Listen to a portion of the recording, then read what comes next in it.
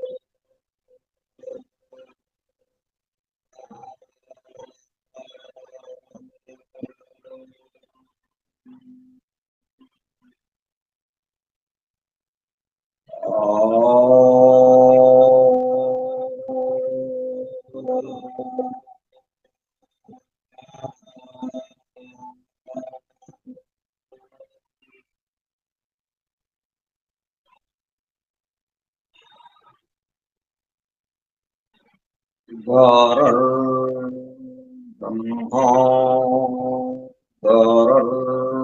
విష్ణు గురుర్దేవో మహేశ్వరః గురుః సాక్షాత్ పరం బ్రహ్మ తస్మై శ్రీ గురవే నమః.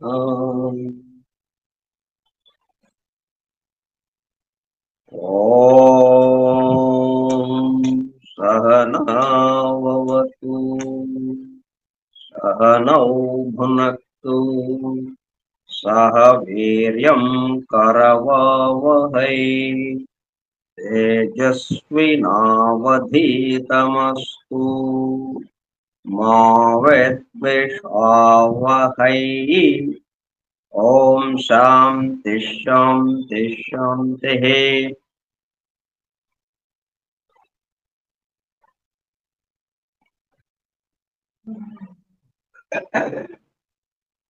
వాసుదేవ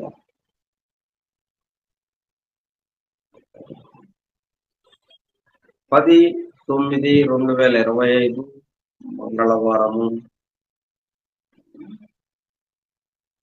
బుధవారం.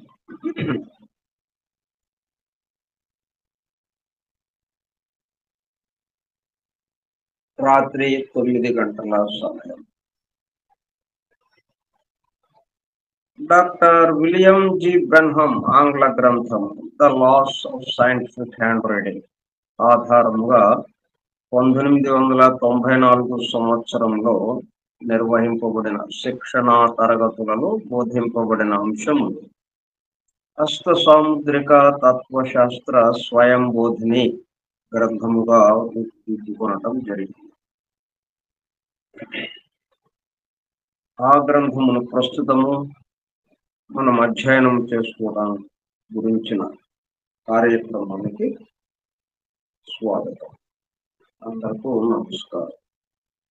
మనం ఫింగర్ టిప్స్ గురించి వివరించుకుంటాం. బ్రెయిలీ కొసల గురించి. అవి ఉదాహరణ పూర్వకంగా మన న్యూస్ పేపర్లు, అది దాని ద్వారా మనం ఉదాహరణ పూర్వకంగా తెలుసుకున్నాం. స్పాచ్యులేట్ టిప్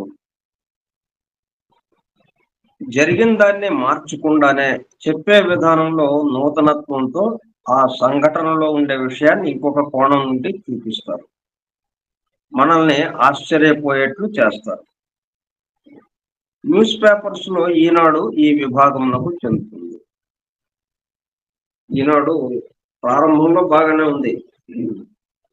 ఇప్పుడు అమెరికాలో ఒకడు పత్రికా రంగంలో నూతన విషయాలను ప్రవేశపెట్టి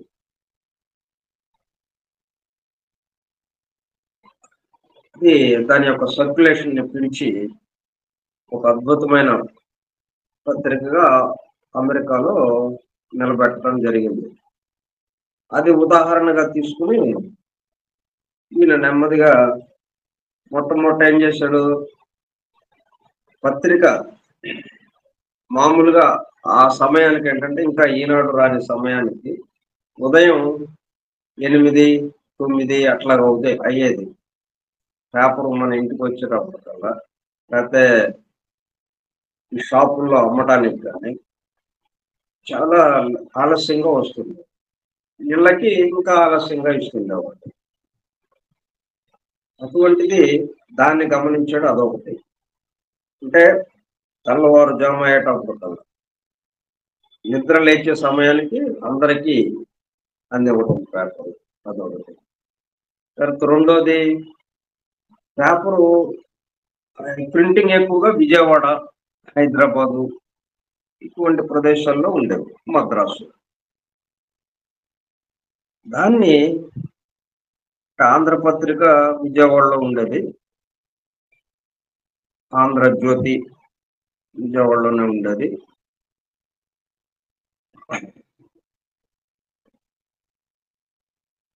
కొన్ని పత్రికలు హైదరాబాద్లో ఉండేవి. ఈయన ఏం చేశాడంటే విశాఖపట్నం ఆ ఏరియాలో ఎక్కడ పత్రికకి సంబంధించిన ప్రింటింగ్ చేసేవి లేవు. అందుకని లేని చోట ప్రారంభించాడు. దాంతోపాటు తెల్లవారుజాముకే పేపర్ ఇవ్వటం, ఆ రెండు విషయాల్లో కొత్తదనం తీసుకొచ్చేటప్పటికల్లా. ఆ తర్వాత వార్తలు ఇవ్వడంలో అందరూ చెప్పే రకంగా కాకుండా అదే వార్తని నూతనత్వంగా వేరే కోణంలో నుంచి ఒక కథలాగా ఆ మొత్తం చదవాలనే అనిపిస్తుంది. చదవటం మొదలు పెట్టేటప్పటికల్లా వార్తకి సంబంధించిన విషయం అది చివరి దాకా చదివించేటట్టు ఉండేది. ఆ భాష కానీ అటువంటి వాళ్ళని పెట్టుకున్నాను. ఇంకా అద్భుతంగా ముందుకెళ్తుంది. సర్క్యులేషన్ అంతకుముందు ఎప్పటి నుంచో ఉన్న 30-40 సంవత్సరాల నుంచి ఉన్నటువంటి పత్రికలు వెనక్కి తోసేసి ఇతను ముందుకు వెళ్ళిపోయాడు. ఈనాడు కాదు.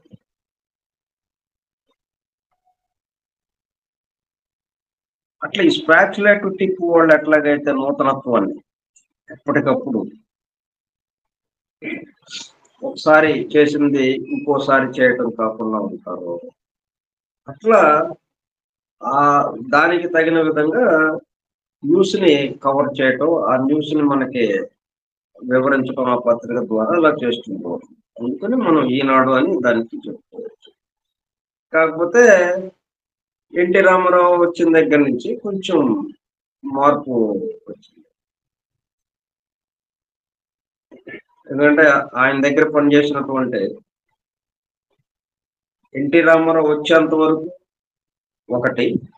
ఒక పరిస్థితి, ఎన్టీ రామారావు ఈ రాజకీయ రంగంలోకి వచ్చిన దగ్గర నుంచి ఇంకా మారిపోయింది పరిస్థితి. తిరుపతిలో ద్వారాలు తెరవండి ఈ వీళ్ళందరికీ, ఈ ఎడిటోరియల్ బోర్డుకి సంబంధించి ఎడిటర్స్, ఎడిటోరియల్ బోర్డులో ఉండేవాళ్ళు, పత్రికా విలేకరులు, వీళ్ళందరూ సమావేశంలో చెప్పారు. అంటే సపోర్ట్గా అనమాట, ఒకడికి సపోర్ట్గా అట్లా చేసి మొత్తానికి అతన్ని బాగా కవర్ చేసి 3 పేజీలు అతనివే వేస్తూ, దాంతో ప్రజల్లో అప్పటికే కాంగ్రెస్ పట్ల వ్యతిరేకత ఉండడం ఒకటి, ముఖ్యమంత్రులని నిమిషానికి మార్చడం, తక్కువగా చూడటం, ఏ కారణాలైనా కానీ మొత్తానికి ఎన్టీ రామారావు ముఖ్యమంత్రి అవడం జరిగింది. దాంతో ఇంకా నృసింహం ఎట్లాగైతే మనిషి మా రక్తాన్ని రుచి చూసినప్పుడు ఇక ఆ మనిషి రక్తాన్ని తాగాలని ఎలాగుంటుందో అలాగా అధికారాన్ని నేను సంపాదించి పెట్టగలను అన్న, అంటే తన వల్ల ఈయన వచ్చాడు అన్నట్టుగా ఆ రుచి మరిగాడు. దాంతో పూర్తిగా రాజకీయంలోకి పెట్టేసి అధికారం ఉండేటట్టుగా ఎలాగ చేయాలో ఏంటో, అంటే వార్తల్ని కొంచెం మార్పు చేసి అక్కడ జరిగింది ఒకటి, కానీ ఆ జరిగింది జరిగిన దాన్ని మార్చకుండా అది ఎట్లాగా చెప్పాలో కొంచెం నూతనత్వంగా చెప్పడమే గాని అసలు అది జరగలేదన్నట్టుగా, ఇంకొక రకంగా జరిగిందన్నట్టుగా ఇట్లాగా చెప్పేసేటప్పుడు కూడా కొంచెం దాని వాల్యూ తగ్గింది. ఇక్కడ స్పాచ్యులేట్ నుంచి కొంచెం మారినట్టుగా మనం చెప్తాం. ఫస్ట్ లో మాత్రం ఎన్టీ రామారావు రాకముందు వరకు స్పాచ్యులేటెడ్ టిప్ వాళ్ళు ఎట్లాగైతే ఆలోచిస్తారో, ఎట్లా నూతనత్వంగా ఎప్పటికప్పుడు మార్పులతో దాన్ని ఎవరు ఆలోచించలేని విధంగా ఆశ్చర్యపరిచేటట్టుగా దీంట్లో ఎంత ఉందా అన్నట్టుగా ఆ వార్తల్ని ఇవ్వటం జరిగేది. సరే, ఇక రెండోది స్క్వేర్ టిప్. వీళ్ళేంటి మొత్తం ప్రధాన సూత్రం ఏంటి వీళ్ళకి, స్క్వేర్ వాళ్ళకి క్రమ పద్ధతి ముఖ్య సూత్రం. వాళ్ళు ప్రతిదీ లెక్క ప్రకారం చేస్తుంటాడు కదా. అట్లా జరిగింది జరిగినట్లు, దేని తర్వాత ఏది జరిగింది సీక్వెన్స్ ఆఫ్ ఆర్డర్ లో చెప్పుకుంటూ వస్తారు, ఏది వదిలిపెట్టరు. మనం న్యూస్ పేపర్ లో చూసినప్పుడు ఆంధ్రప్రభ, ఒకప్పుడు ఆంధ్రపత్రిక, ఇది ఇప్పుడు లేదు, ఆంధ్రపత్రిక మూతపడిపోయింది. మనం స్వాతంత్రం రాకముందు నుంచి ఉన్న పత్రిక. ఈ రెండు పత్రికలు ఏంటి, న్యూట్రల్ గా అక్కడ జరిగిన సంఘటనని ప్రజలకి తెలియజేయటం అంతే. ఎందుకంటే మనకి తెలియదు, ప్రజలకి అక్కడ ఏం జరిగిందో తెలియదు, ఆ గదిలో ఏం జరిగిందో మనకు తెలియదు. వీళ్ళు చెప్పిందే మనకు ఆధారం. పత్రికా విలేకరులు ఈ పత్రికలు ఏవైతే మనకి ఆ న్యూస్ గా మనకు అందిస్తారు, అదే ఆధారం. ఇక వాళ్ళు చెప్పిన దాన్ని మనం నమ్మి, ఓ ఇట్లా జరుగుతుందా ఇలా జరుగుతుందని మనం అనుకుంటాం. అందుకని దానికి అనుగుణంగా ఈ స్క్వేర్ టిప్ వాళ్ళ లాగా ఆలోచిస్తూ ఈ పత్రిక వాళ్ళు ఏం చేస్తారు, ఆంధ్రపత్రిక కానీ ఆంధ్రప్రభ కానీ ఉన్న జరిగిన దాన్ని జరిగినట్టుగా చెప్తారు. దానికి రంగు రుచి వాసన అట్లాగా పూయరు, తమకు అనుకూలంగా మలుచుకోరు, ఉన్నది ఉన్నట్టుగా. అది ఆంధ్రప్రభ, ఆంధ్రపత్రిక.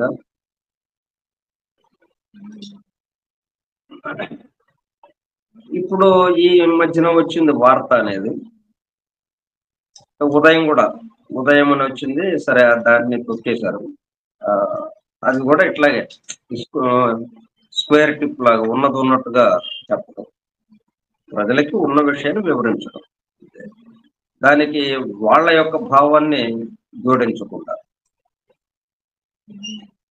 ఇక మూడోది కోనిక్.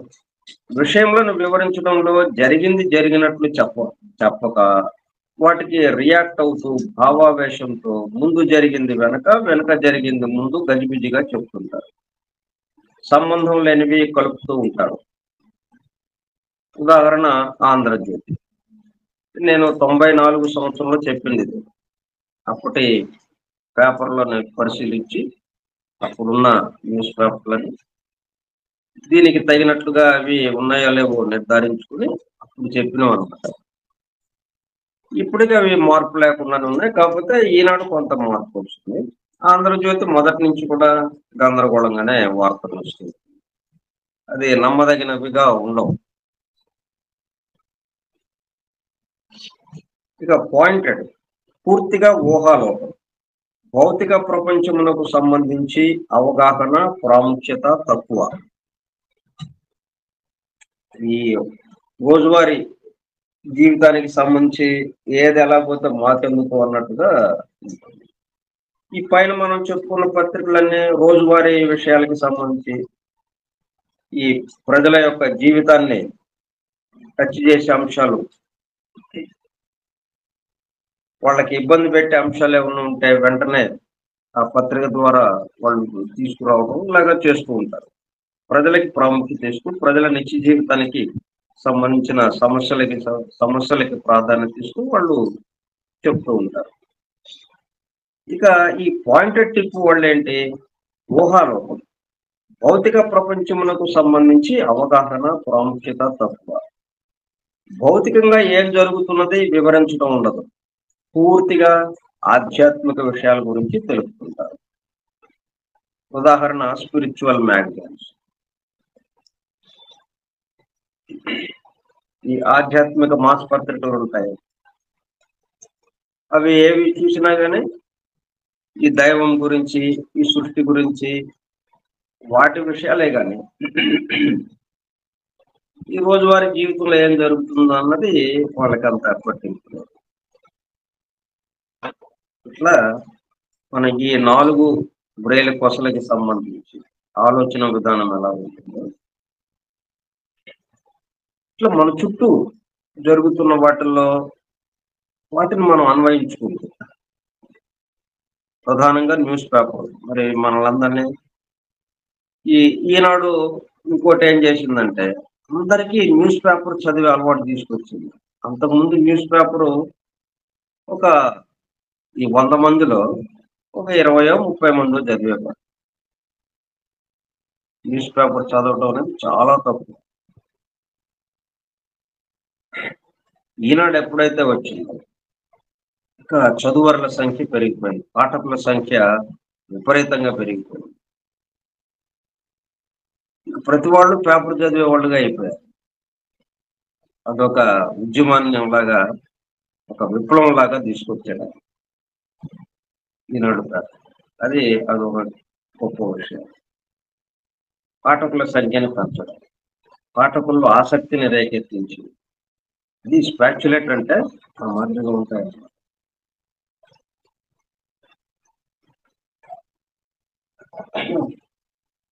పాఠకుల్లో ఆసక్తిని రేకెత్తించి పేపర్ కొని చదవటం. ఒకప్పుడు లైబ్రరీలకు వెళ్ళి చదివేవాళ్ళు, చదువుదాం అనుకున్నవాళ్ళు ఇంటికి చాలా తక్కువ మంది తెప్పించుకున్నారు.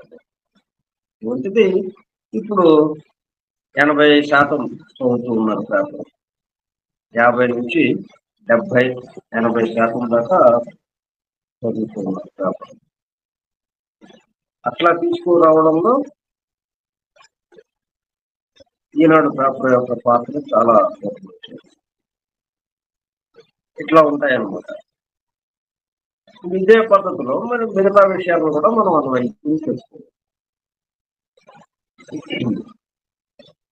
ఒక విషయం జరిగితే ఇది స్పాక్యులేట్ గానా, ఫేర్ గానా, పోలిక్ గానా, పాయింటెడ్ గానా, మనం దాన్ని విశ్లేషించుకుంటాం ఆ పద్ధతిలో.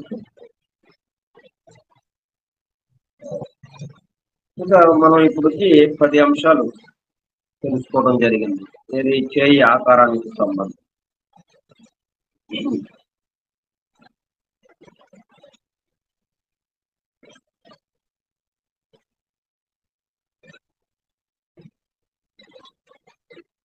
నడక తీరు, తర్వాత చేతి వెనుక గల చర్మం తీరు, అరచేయి మందము మరియు దృఢత్వం యొక్క తీరు, ఇవన్నీ మనం ఏం చేద్దాం అనుకున్నాం, ఎవరికి వాళ్ళై ఒక డైరీలో రాసి పెట్టుకున్నాం అనుకున్నాం.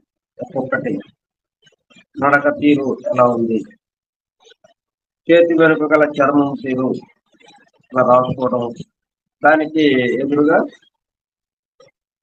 చేతి వెనుక గల చర్మం తీరు బరుకుగా ఉందా, స్ఫూర్తిగా ఉందా, సున్నితంగా ఉందా, మృదువుగా ఉందా, బరుకుగా ఉందా, ఇట్లా ఎవరికి వాళ్ళు ఇవి పూర్తయ్యే లోపల మొత్తం ఆ వివరాలు వచ్చేయాలన్నమాట. ఇంకోటి ఇప్పటి వరకు రాసుకోకపోయినా ఇప్పటి నుంచి అయినా ఆ వెనకటి రికార్డింగ్స్ వింటూ మనకి ఎట్లా ఇప్పుడు 20 దాకా అప్లోడ్ చేయడం జరిగింది యూట్యూబ్లో. కాబట్టి అవి వింటూ మన అరచేయికి సంబంధించి డీటెయిల్స్ మనం రాసుకుంటూ ఉంటాం. నేను కూడా రాసుకుంటున్నాను.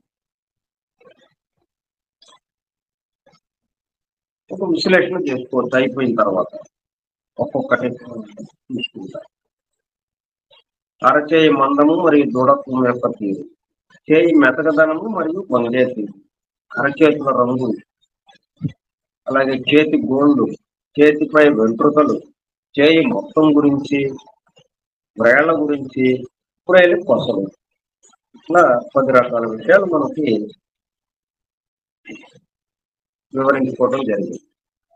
అంటే ఆ 10 రకాలు ఎటువంటి విషయాలు అతని గురించి, ఆ చేయి ఎవరికి ఉందో అరచేయి, వాళ్ళ యొక్క స్వభావం, వాళ్ళు ప్రవర్తించే తీరు,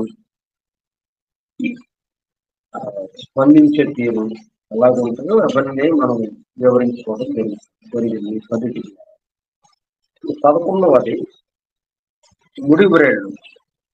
అంటే వ్రేళ్ళే ఇంకా మరి ఈ వ్రేలు ఒకే రకంగా ఉందా, లేకపోతే మధ్యలో ముడిలాగా ఉండటం జరుగుతుందా,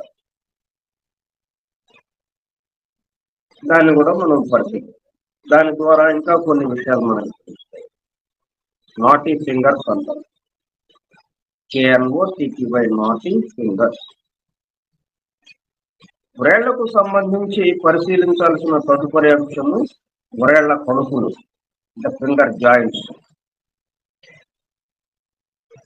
ఆ కణుపుల దగ్గర స్మూత్గా ఉందా, లేకపోతే ఉబ్బినట్టు ఉందా, ఒక పక్కన అటు ఇటు ఉబ్బినట్టుగా ఉందా, లేకపోతే ఈ వ్రేలంతా ఒకేలాగా వెళ్ళిపోయిందా, జాయింట్ స్మూత్ గా ఉన్నదా లేక ముడి వలె పెరిగి ఉబ్బినట్లుగా ఉన్నదా చూడాలి. దీని ద్వారా మనకేం తెలుస్తుంది, ఆలోచించే విధానం, నిర్ణయం తీసుకునే విధానములకు సంబంధించి మరికొన్ని వివరాలు తెలుస్తాయి. లైఫ్ ఫోర్స్ ప్రవహించే తీరుపై ఆధారపడి దీని యొక్క వివరాలు మనకి తెలుస్తాయి.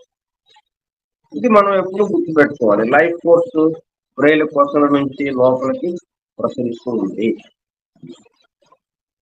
అప్పుడు వ్రేలు కొసలు ఎలాగుంటే ఎలాగ మనం అది ప్రవహిస్తుందో చూసాము. ఇంకా ముందుకు, ఇంకా కిందకి దిగువకి వచ్చేటప్పుడు మరి ఆ వ్రేలు అంతా కూడా ఒకేలాగా ఉండాలి కదా. అట్లా కాకుండా ఈ ముడిగా ఉన్నాం, అంటే ఉబ్బెత్తుగా అలాగా ఆ జాయింట్ దగ్గర పెరిగి ఉన్నాం, దుంపలాగా, మనం దుంపలు ఉంటాయి కూడా అట్లాగా అలా పెరిగి ఉంటే అప్పుడు ఏమవుతుంది, ఈ లైఫ్ ఫోర్స్ ఆ ప్రసారం అవ్వడంలో కొంత జాప్యం జరుగుతుంది, కొంత ఎక్కువ సమయాన్ని తీసుకుంటుంది. ఎక్కువ సమయం తీసుకుంటాం అంటే ఎక్కువ ఆలోచించడం. నాటి ఫింగర్స్ వాళ్ళు ఎట్లా ఉంటుంది వాళ్ళ ఆలోచన విధానం అనేది ఈ లైఫ్ ఫోర్స్ ప్రసరించే తీరు మీద ఆధారపడి. లైఫ్ ఫోర్స్ ఎలా ప్రసరిస్తూ ఉందో అది మనం జాగ్రత్తగా గుర్తుపెట్టుకుంటే అప్పుడు వాళ్ళ ఆలోచన విధానం ఏంటో మనకి చక్కగా తెలుస్తుంది. లైఫ్ ఫోర్స్ ప్రవహించే తీరుపై ఆధారపడి దీని యొక్క వివరాలు మనకు తెలుస్తాయి. ఆలోచన తక్కువతో త్వరగా నిర్ణయం తీసుకునే వారికి లైఫ్ ఫోర్స్ అవరోధంలో లేకుండా ప్రవహించడానికి వీలుగా స్మూత్ జాయింట్స్ ఏర్పడడం జరుగుతుంది. లైఫ్ ఫోర్స్ అవరోధం లేకుండా ప్రవహించడానికి వీలుగా స్మూత్ ఫింగరు, నాటి ఫింగరు, అంటే ముడేమి లేకుండా చిన్నగా ఉన్న బ్రెయిన్ మధ్యలో ఎక్కడ ఒక చోట ప్రత్యేకంగా లావుగా ఉన్నట్టు కాకుండా బ్రెయిన్ అంతా ఒకేలాగా కిందకి వెళ్ళిపోతుంది. మొదలు వరకు బ్రెయిన్ కొస నుంచి మొదలు వరకు ఒకేలాగా ఉండడం. అట్లా ఉన్నప్పుడు ఏమవుతుంది, అవరోధాలు ఉండవు లైఫ్ ఫోర్స్ ప్రకారం. అప్పుడు అతను సజావుగా మామూలుగా ఆలోచించగలుగుతారు, మామూలుగా పనులు చేయగలుగుతారు.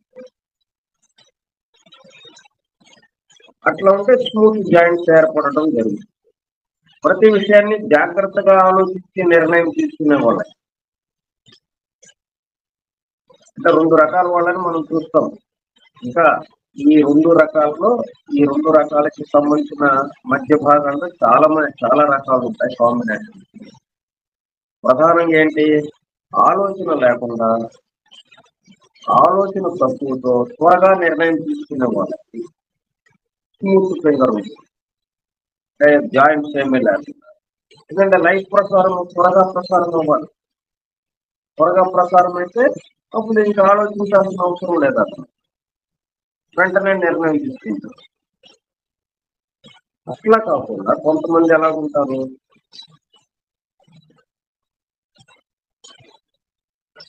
ఆలోచన తక్కువతో త్వరగా నిర్ణయం తీసుకునే వారికి లైఫ్ ఫోర్స్ అవరోధం లేకుండా ప్రవహించడానికి వీలుగా స్మూత్ జాయింట్స్ ఏర్పడడం జరుగుతుంది. మనకేం కనిపిస్తుంది? స్మూత్ గా ఉన్న ఈ జాయింట్స్ దగ్గర స్మూత్ గా ఉండడం అనేది మనకు కనిపిస్తుంది. కానీ ఇది ఎందుకు ఎట్లాగా ఏర్పడింది ఇక్కడ అని అంటే, లైఫ్ ఫోర్స్ అవరోధం లేకుండా ప్రవహించడం. లైఫ్ ఫోర్స్ అవరోధం లేకుండా ప్రవహించడం కోసం స్మూత్ జాయింట్స్ ఉన్నాయి. జాయింట్ల దగ్గర స్మూత్ గా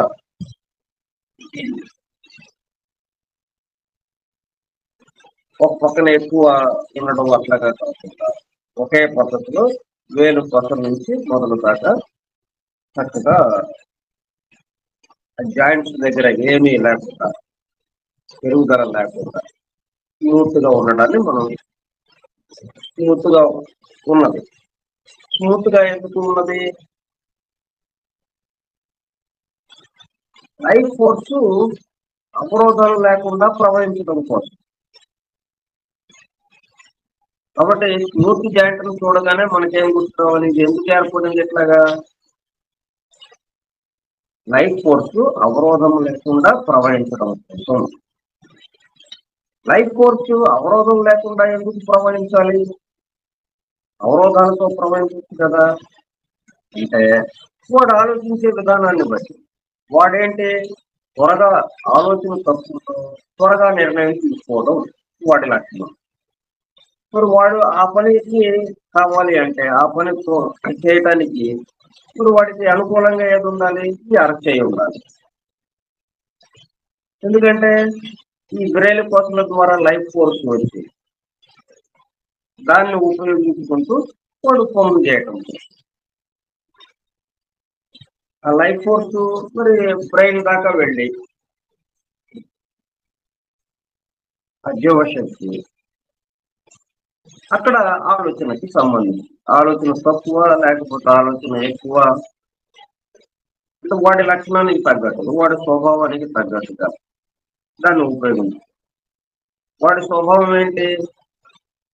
ఆలోచన తక్కువతో త్వరగా నిర్ణయం తీసుకోవడం. దానికి తగినట్టుగా లైఫ్ ఫోర్స్ త్వరగా రావాలి. లైఫ్ ఫోర్స్ త్వరగా రావాలి అంటే జాయింట్స్ దగ్గర స్మూత్ గా ఉండాలి. అట్లాగే బ్రెయిన్ కోసం ఎట్లా ఉండాలి? కోనిక్ షేప్ లో ఉండాలి, లేకపోతే పాయింటెడ్ షేప్ లో ఉండాలి. కాబట్టి చేయి ఆకారము ఎట్లాగా ఇన్ని రకాలుగా ఉంటుంది? వాడిని బట్టి, వాడి ఆలోచన విధానాన్ని బట్టి, వాడి స్వభావాన్ని బట్టి ఇవి ఏర్పడుతూ ఉండాలి. ఇది క్లియర్ గా మనకి అర్థమైతే ఈ శాస్త్రం మొత్తం చక్కగా మనకి అర్థమై మనం ఉపయోగపెట్టుకోవడానికి వీలుగా ఉంది.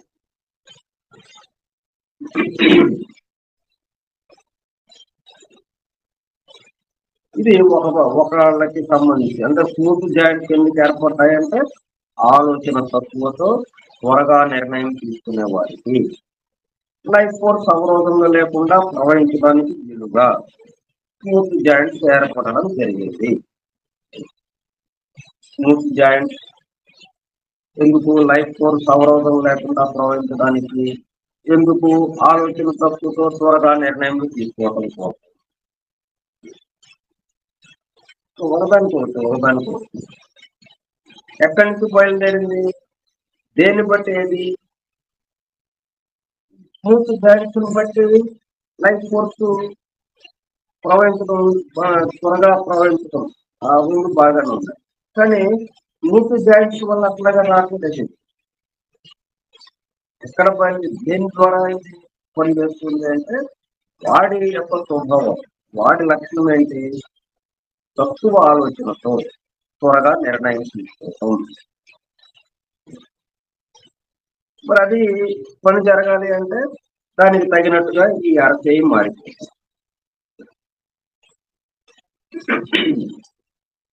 లైఫ్ ఫోర్స్ త్వరగా రావాలి అతనికి. లైఫ్ ఫోర్స్ ఆలస్యం అయితే ఆలోచన పెరుగుతుంది. ఆలోచన పెరిగితే నిర్ణయాలు చేయడం చాలా ఆలస్యమైంది. మరి అటువంటి స్వభావం కాదు వాడు.